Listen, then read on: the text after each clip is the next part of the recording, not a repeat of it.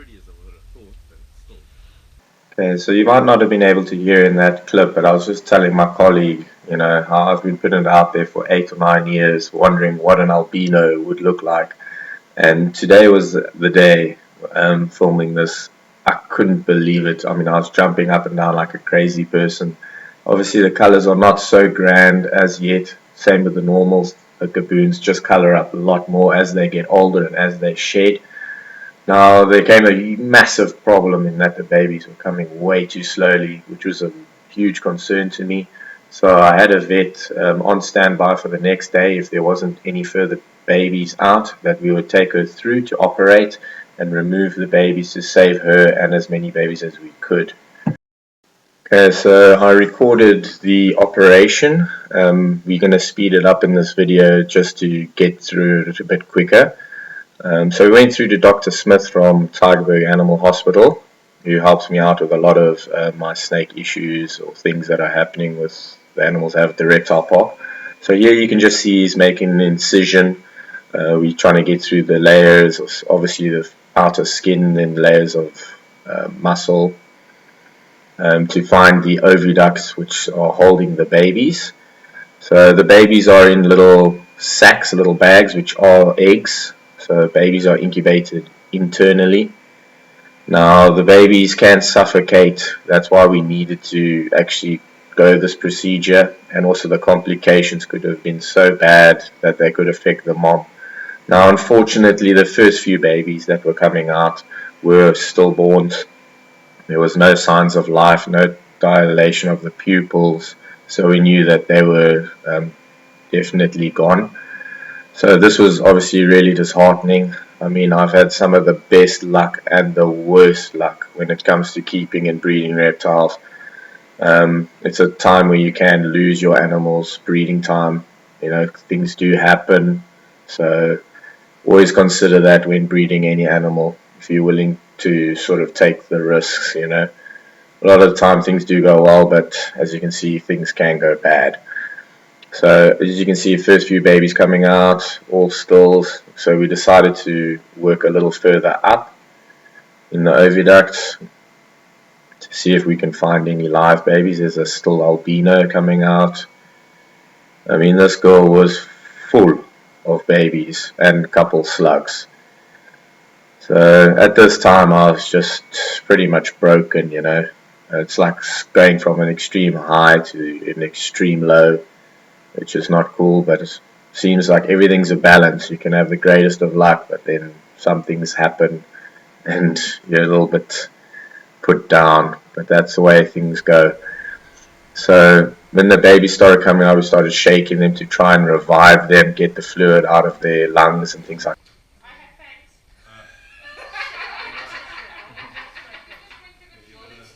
Is it awake and awake now?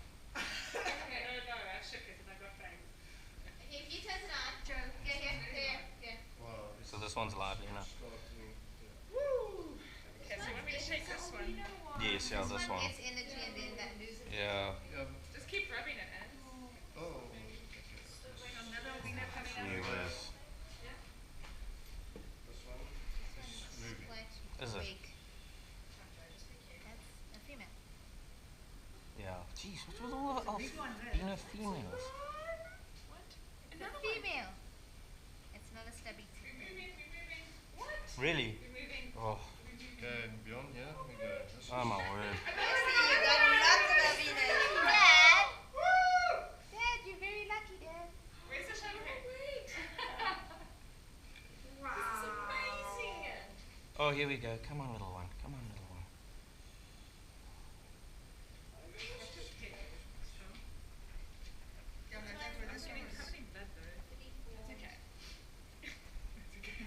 As long as the fangs stay away from me, it's fine.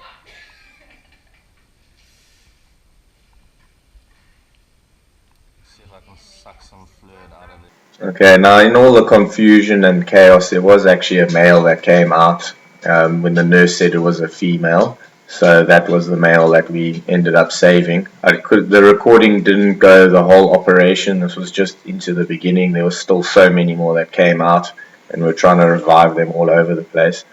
Now, I came to the conclusion that because the mother is gassed and the gas is in her blood feeds oxygen to the babies via those veins that's in the bag.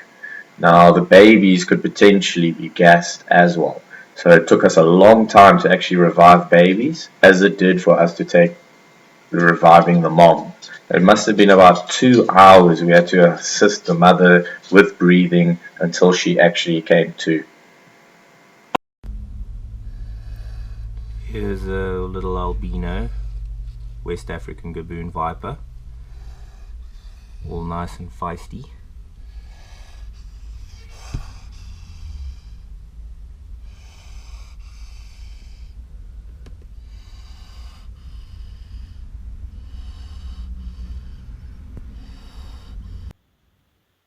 Okay, so here's our 3 little albino gaboons, a little trio. Here's our little male, the 2 girls. You actually notice that the one female is a lot lighter, not so much red compared to this male and female over here. So I hope you guys enjoyed that video. This has definitely been one crazy experience. I mean, since I've been keeping gaboons, which is about 8 or 9 years, I've always wondered what an albino would look like. And many times I said it to my friends and my colleagues, you know, just joking, like, yeah, one day I'm going to produce that albino gaboon and everything. I kept putting it out there. No, it just seems so crazy, you know. People can have something like a vision board, and, you know, you can work towards those goals, definitely. But I mean, this is something that I sort of like dreamed up, and then it comes true. It's just really crazy. So, you know, very fortunate to have these little guys. It's my little dream snakes. The gaboons are definitely one of my favorite species. And hopefully once they start to shed, we're going to get a little more color out of them and variation. I've seen they've colored up quite a bit already. So I think just in time, hopefully we'll get a little more color, maybe by the 2nd or 3rd shed. Because obviously they shed when they first come out. But they're such cool little snakes.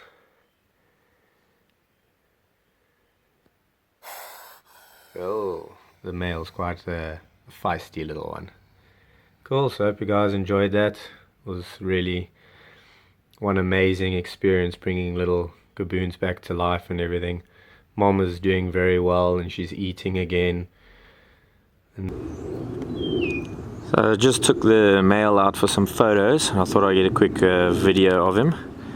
Now I have to apologize for the sound quality of the video so far. I was struggling to get some software and a proper mic.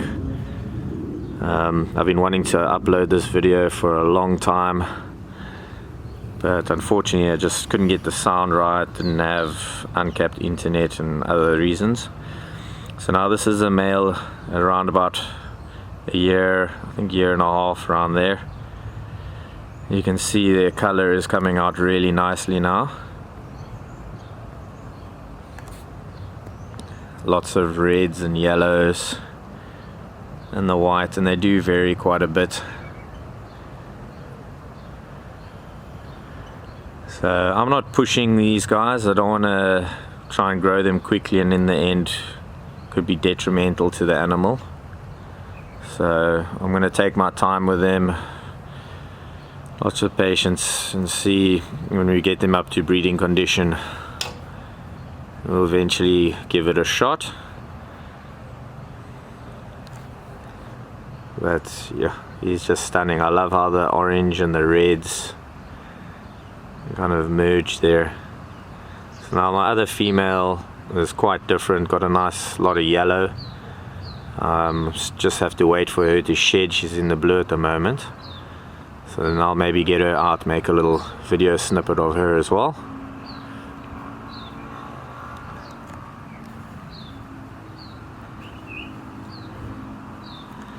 So, I don't know, just for a size reference,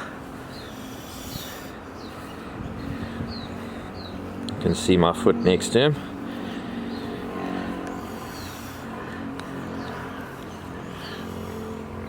So now he's on the move.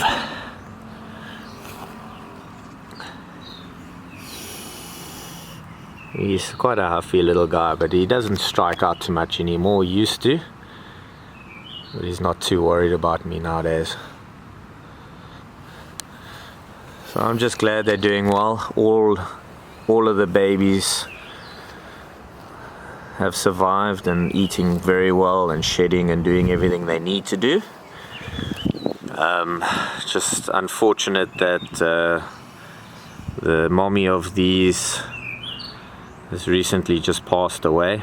She was eating and that after the operation, and then for some reason she decided to ovulate again, and she was very weak, and yeah, I just think she wasn't going to make it. She wasn't going to make another operation, and she ended up passing away. So the vet's busy doing an autopsy and everything on her, but she was never the same after the operation, unfortunately. So these are the problems that you have with breeding, and this is another thing I have to consider is, do I actually want to breed them?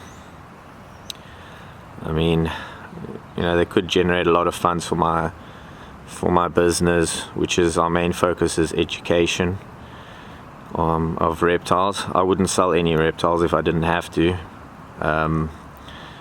You know, working with reptiles in South Africa, we have to do a little bit of everything just to be able to make a living. So these guys can generate a lot of awareness of my business and everything. I don't dabble much in mutations, but obviously I can't let these guys just, you know, sort of disappear in time. So I will be producing these if I can. Alright, he's starting to venture a little bit far now. Yeah, so as I was saying, we're not very focused on mutations and much breeding anyway.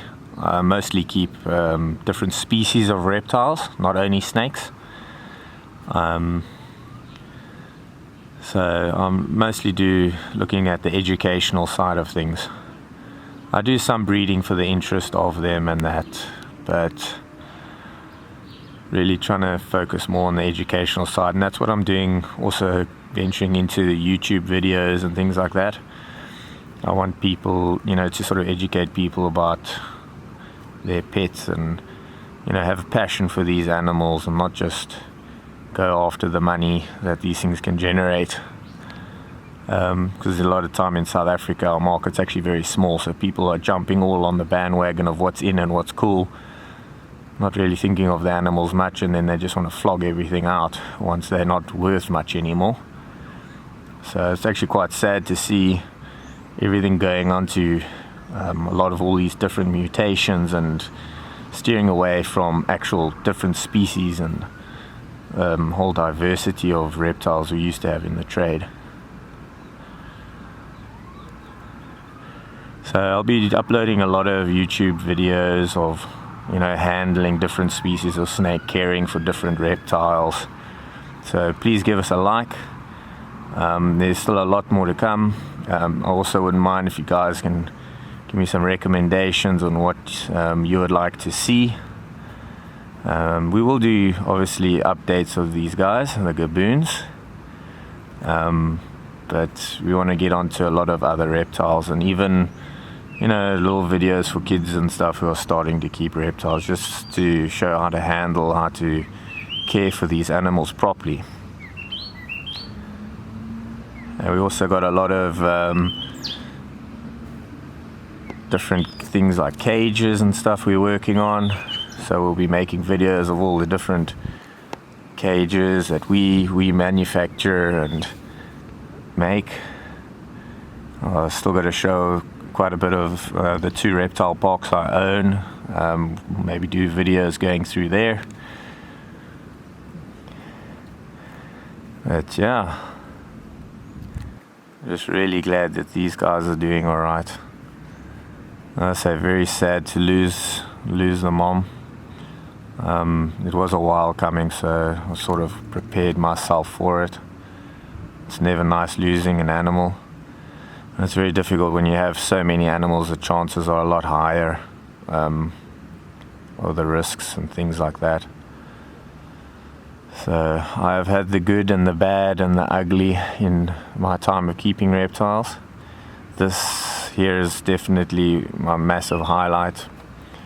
But then again, you know, with mom not making it and everything, it's a massive low for me as well. Huge knock. I mean, we lost a lot of the babies in the operation process and everything, and yeah, but that's how things go sometimes. It's all about a balance. But cool, so this is our little boy. I'll make a video of one or two of the girls, or maybe both the girls once the one has shed, so we can just see the different color variation. So the male here, he's kind of a mix. Oh, there he goes again. He's a bit of a mix between the two. He's got some nice yellows. It's very difficult to actually capture on camera, but the yellows is a little more luminous than what they look like on the screen to me now. I'm just playing with the lighting a smidge. And then the other female's got like reds and oranges, which you can see in our photos as well. So this male here, he's kind of an in-betweener of the two.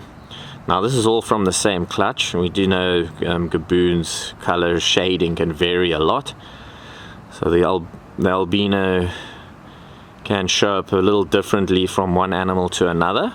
Obviously it's not going to be nearly as variable because it's lacking pigment, but still makes for quite a beautiful animal, and well, nice for me to have the different types. So it's always nice to come and work with these for a little bit. The dream snakes of mine. Okay, so here we've got the red and orange sort of girl, orange yellow. She's her colors are really popping at the moment. So you guys can see there's quite a difference from one animal to the other, and also obviously being all from the same clutch, so they really do vary quite a lot. Now I think this animal, if it were a normal, would have a lot of black. The red parts would be extremely dark black, and that's why the darker ones will end up being like a red color like this, where the browns give a much lighter color. But there is extreme like sort of pink on this girl as well, and nice little bits of white. So a lot of the snakes also, that white marking is quite a lot variable from one animal to another, so that can also be enhanced quite a bit. And then the purple that's normally around those, unfortunately, is also just pink, so that's kind of lost there with the albinos. But now, I mean, still to this day, you've heard earlier in the video that I mentioned, you know, I've dreamt up these snakes. I don't know if there's a lot of guys who are dreaming of an albino Gaboons and put it out there a lot, but yeah, it happened to me. And I mean, I was even joking with my one friend when the female was gravid with these babies, and I was saying, watch, it's gonna pop out that albino, you know, just joking. And then it happens. I just can't comprehend it. I can't understand it. I just got like super lucky. So, and they also got quite a wide sort of band head of marking, which branches out quite a bit. But yeah, really nice and variable. So it'll be nice to see once there's maybe more albinos, if they vary quite a bit. I mean, if you think of some Gaboons have like very light grey heads, others have very dark grey, white heads, so that can also vary in the end of how an albino will look in those phases.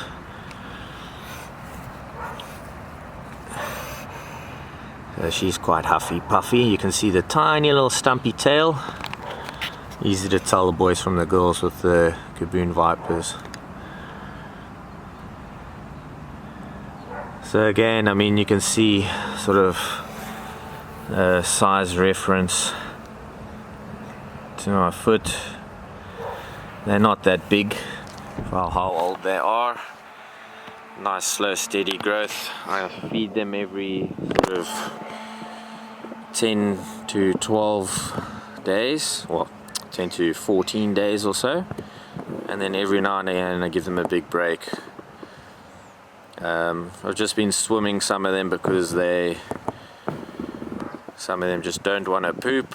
Even when you swim them, they just try and hold it in, and so that little exercise helps.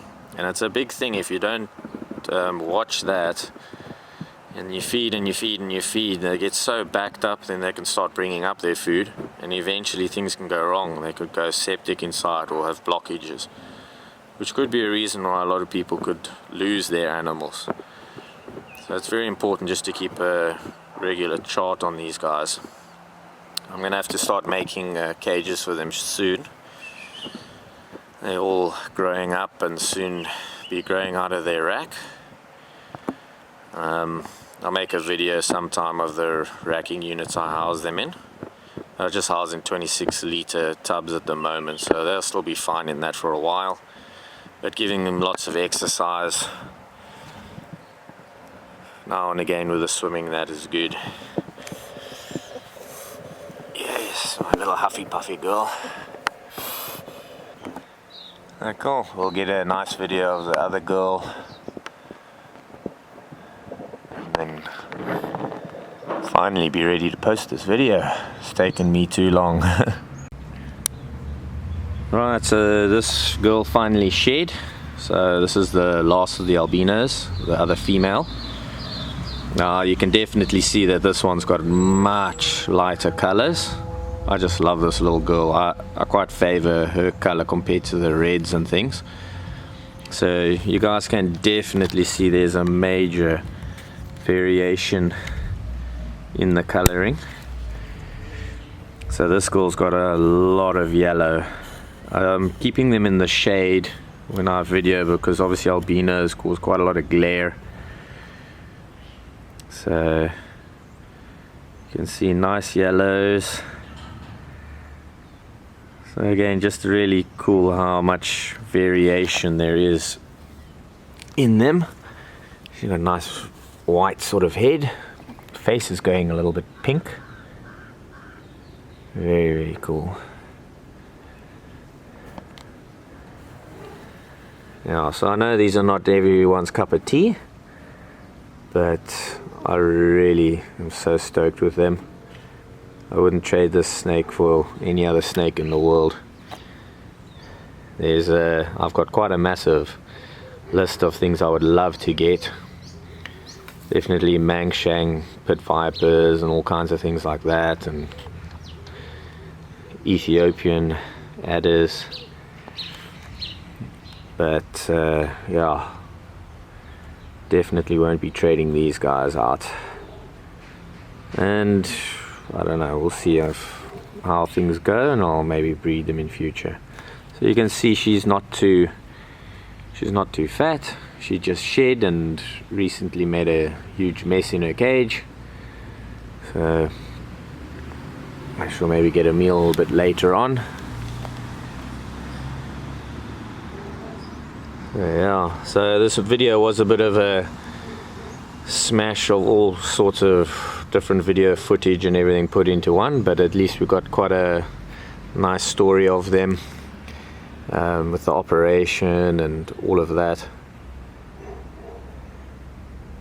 and to actually see what their color and everything has come out to now compared to when they were babies. And I'm sure we're still going to see quite a bit of change as they get older. So I've had some at like 2 years old and then they get really, really colorful. So I don't know, but I mean, as is already, this is a stunning snake in my opinion. The little nose horns are growing nicely.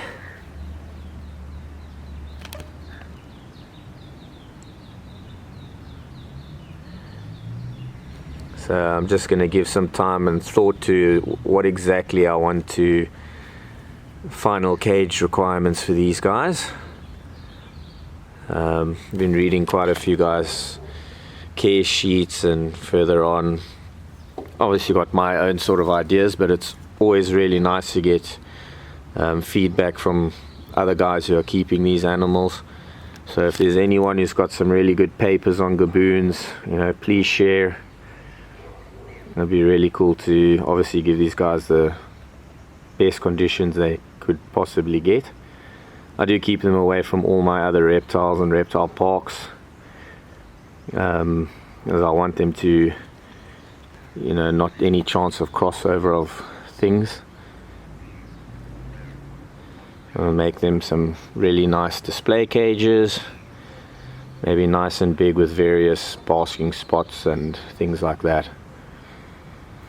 And maybe in future we'll breed, we'll see how it goes. But I mean, I've got a lot of the siblings as well, which I can breed, prove out which are hets and which aren't, which is going to be a bit of a nightmare to figure all of that out.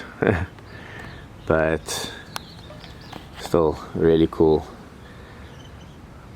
Now, you guys pretty much know the whole story by now. Throughout this video I've mentioned it a few times that I've dreamt these guys up.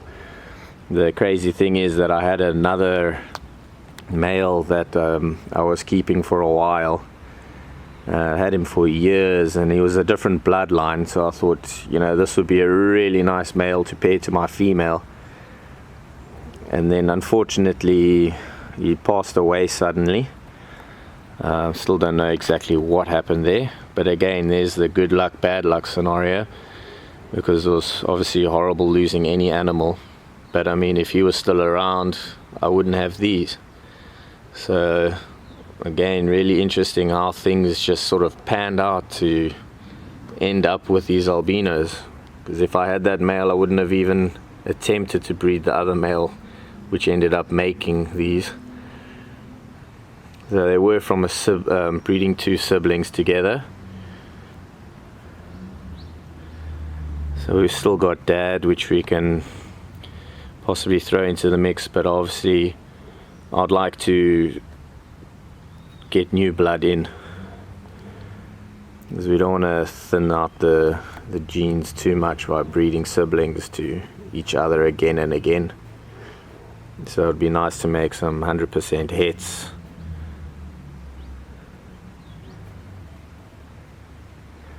But yeah, this girl, oh, she looks so awesome.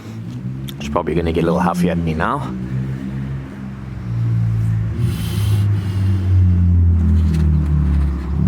Okay, and then again, just a size reference here. So nice steady growth. I don't want to push these too much. I saw at one stage there was other albino bits or something. There was albino puff adders. I don't know exactly what happened to those, but I think they maybe passed away, and that's why we haven't seen them again. So obviously I don't want that with these guys. I'm just going to grow them nice and slow. I think the last meal that this one had was probably over a month ago now, so I'm going to give her some more food again. Whenever they start looking a little bit chubby to me, I'll just give them a nice long break. So I've just put on the macro lens here quickly so that we can have a nice close look at her. I know this video has been pretty long, but I hope you guys have enjoyed it. It's been pretty cool to document from the operation and the babies when they didn't have too much color to now when the colors are really starting to pop. We might post further videos and photos of these guys if you're interested in following the albino gaboons and the process. But we want to start getting into a lot of other videos now. Now, unfortunately, I don't always find time for videos. Videos don't generate funds for my business. I have a lot of overhead, so we normally getting into shows, educate kids about snakes, from birthday parties to school shows, all those kinds of things, and running our 2 reptile parks. but I have looked into things like Patreon. I'll hopefully set up an account soon, and if I can start generating money through my account, then I can make more videos and also show you guys where the sort of sponsored money is going into. I do a lot of custom cages, which we'll be going into as well, so I can show all these new and exciting projects that we will shortly be getting involved in. So yeah, I hope you guys enjoyed this video. We're gonna be doing lots more, as I say. Please give us a like on Facebook. You can subscribe to this YouTube channel, and we've also got Instagram where we share a lot of cool photos of our animals, like high res close-up shots and things like that. So yeah, lots more to come from Reptile Garden.